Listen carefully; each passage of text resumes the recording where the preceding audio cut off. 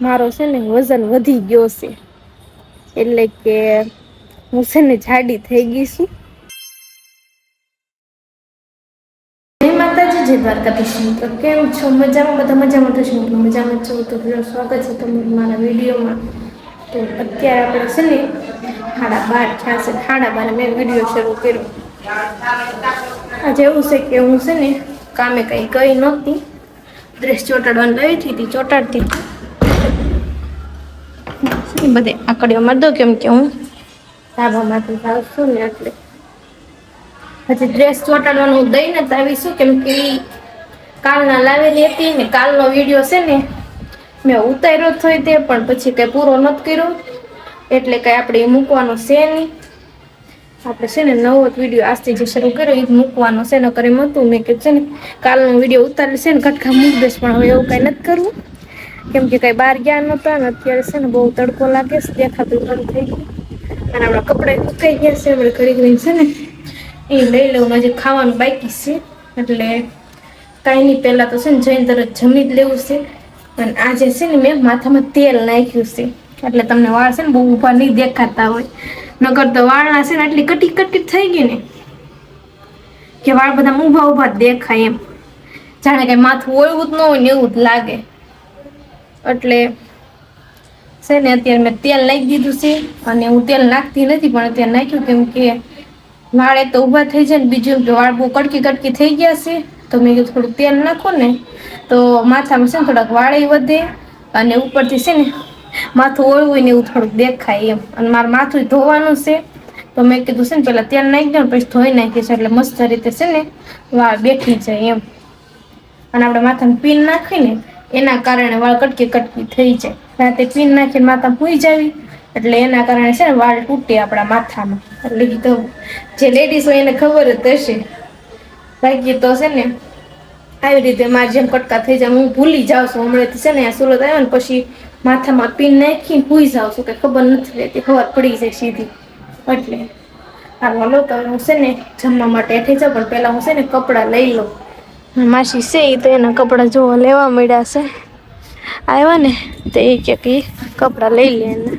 સારું હાલો હવે આપણે લઈ લેવી, પાછી હેઠે વહી આવીશું. અને જો આ છે ને પાટિયું માસી આપ્યું હતું, ડ્રેસ ચોટાડવા લાવું ને તે પાટિયું ને એવું લઈ જાય કે સારું પડે એમ, ન કરતો છે ને કમર બહુ દુખવા મળે એમનેમ આપણે ચોટાડતા હોય ને. એટલે એમ પણ મારે પાસે એવું કઈ હતું નહીં કે હું છે ને પાટિયું કેવું કઈ હોય ને તો વાંધો ન, પણ મારા પાસે નહોતું પાટિયું કે ચોટાડો હાટું, એટલે જોવો છે ને દૂધ મેળવવાનું બાકી છે. ત્યારે આપણે જો સેવ ટમેટાનું શાક ને ભાખરી છે જમવામાં, બસ એ તો આપણે છે ને અત્યારે જમવાનું છે. અને ચેવડો બનાવ્યો ને એટલે મજા આવે ખાવાની આરવાર. તો હાલો હું છે ને જમી લઉં. અત્યારે હું આવી હતી ધાબામાંથી, જો આપણે અત્યારે કેટલો ટાઈમ જોશે, 6 વાગવા આવ્યા, 6 વાગવા આવ્યા ને અત્યારે ત્યાં વાદળા થઈ ગયા છે. મને તેમ જ લાગે છે ને શિયાળો શરૂ થઈ ગયો ને એમ, પણ મારે હાસુ કર મને ખબર જ નથી કે છે ને ચોમાસું બેઠું છે કે શિયાળો શરૂ થઈ ગયો છે એમ. એટલે ઋતુ ફરી નથી ફરી, કેમ કે અત્યાર દિનનું આમ છે ને વાતાવરણ ફરી જ ગયું છે. હાવ આપણને એમ જ લાગે ખાન પડી ગઈ એમ. અને ક્યાંક ક્યાંક તો ઝાલરે વાગવા મળી, મને અત્યારે સંભળાય છે, કદાચ મને વિડીયો નહીં ખબર હોય એવું છે. હું અત્યારે મારે ધાબામાંથી આવવાનું ખાલી એક જ કારણ છે કે ડ્રેસ કઈ છે નહીં, ચોટાડવાનું કઈ છે નહીં. આજે કઈ શ્વેતાબેનનો ફોન આવ્યો નથી, કહેતા થા પણ કઈ ફોન આવ્યો નથી, એટલે આજકાલ રજા જ છે, આખો દિન રજા પડી ગઈ. કઈ નહીં, હવે કાલ લગભગ જવાનું થશે ને તો ફોન આવશે, કેમ કે અમે જ્યાં પેલી જગ્યાએથી હાડીઓ લાવ્યા હતા તે ના થોડીક હાડીઓ બગડી હતી, એટલે કે મેં સ્ટોન ખરતા હતા તે પછી હાડીઓ નાથી નહોતા લાવ્યા, એટલે ખોટું કોકનું બગડે એની કરતાં આપણે ન લાવી વધારે સારું એમ. એટલા માટે છે ને રજા પાડી દીધી. અને ડ્રેસ આવવાના હતા પણ એમાં તે રેણિયા કટિંગ ને એવું બધું હોય ને એટલે થોડુંક મોડું થાય એમ, કેમ કે એક ડ્રેસ છે ને 5-6 જગ્યાએ ફરે ને ત્યાં તૈયાર થાય, ત્યાં સિવાય તૈયાર ન થાય.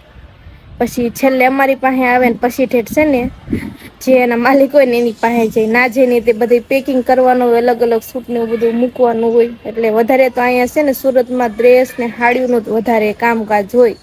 હીરાનું તો છે જ તે, પણ ડ્રેસ ને હાડીઓનું હોય તો બહુ એટલે બહુ અહીંયા વધારે બધું કામ હોય.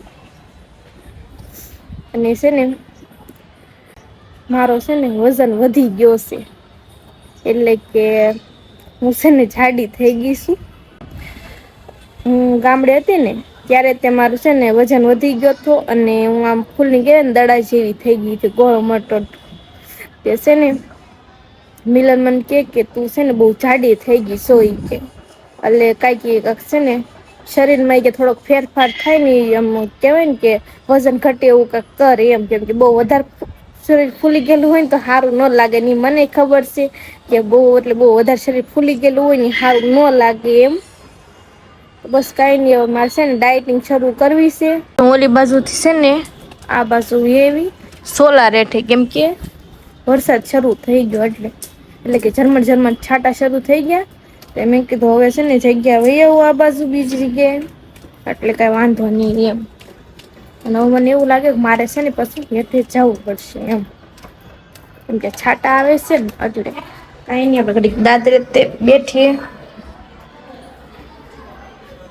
મને તો જો એવું છે કે હમણાં મેં વજન કરાયો હતો ને તે છે ને આમ કેવાય ને કે મારે વજન હતો ને થોડોક વધારે વધી ગયો છે, એટલા માટે હું કહું કે હું જાડી થઈ ગઈ ને એમ પણ મારે છે ને થોડુંક શરીર ફૂલી ગયું છે એની જાણ મને પણ છે, કેમ કે મને કપડાં થતા નથી.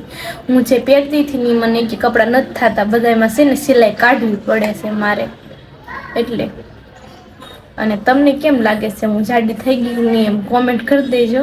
કેમ કે જો કે મારી હારવાર જે અમારા હારવાર જે હશે એ બધાને ખબર જ છે કે હું મારા શરીરમાં ફેરફાર થયો છે, પણ તમને પણ જો એવું લાગતું હોય ને તો કોમેન્ટ કરી દેજો. અને જે લોકો છે ને અમારા શોર્ટ વિડીયો કોમેડી વિડીયો ઇન્સ્ટાગ્રામમાં જોતા હશે ને એને પણ ખબર હશે, કેમ કે એમાં પણ મારું છે શરીર બહુ ફૂલીને દડા જેવું થઈ ગયું છે, દેખાય તમને.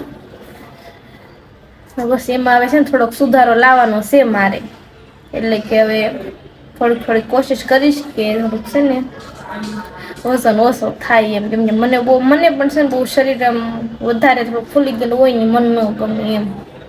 અને એમ પણ છે ને લગ્ન પછી તો શરીરમાં થોડોક ફેર આવી જ જાય, તો હું પાછી હાવ હેઠે વહી જાઉં, કેમ કે ધાબા માથે બેઠવું નથી મારે. આપડે જો 6 વાગી ગયા છે બેઠા બેઠા એમનું. દરવાજો ને એવું બધું બંધ કરી દઉં.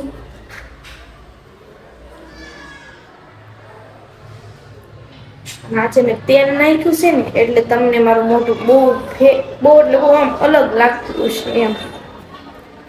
તો કોઈ કોમેન્ટ ન કરતા તમારું મોઢું કેમ ફરી ગયું, કેમ કે આજે છે ને મેં માથામાં તેલ નાખ્યું ને એટલે માથામાં જેટલા છે ને કોરા વાળ હતા ને ઈ બધા આવી રીતે આમ ભેગા થઈ ગયા એમ, એટલે કે બહુ આમ ફૂલતા વાળ ન લાગે, એટલે મોઢું હાવ અલગ તરહનું લાગે છે તમને. અને અત્યારે જો રૂમમાં હાવ અંધારા જેવું બધું થઈ ગયું છે. હાલો તો હવે આપણે છે ને લાઈટ શરૂ કરવી, અને સોલાર છે ને એટલે વાંધો ન આવે, કદાચ લાઈટ વહી ગઈ હોય ને તોય તે સોલાર હોય ને એટલે એના કારણે લાઈટ જાય જ નહીં આપણી, બીજાની વહી ગઈ તો આપણી ન જાય. ક્યારેક એવું કામ આવી ગયું હોય તો વહી જાય એમ.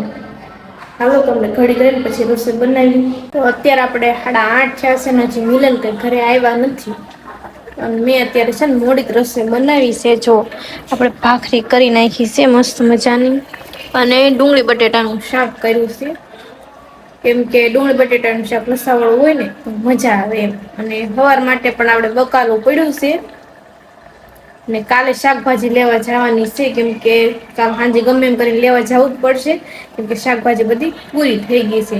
એક શાક છે એ સવારમાં મારે કરવાનું છે. હાલો હવે હું ઘડીક છે ને બેઠું, કેમ કે હવે મિલનની વાટ તો મારે જોવી પડશે.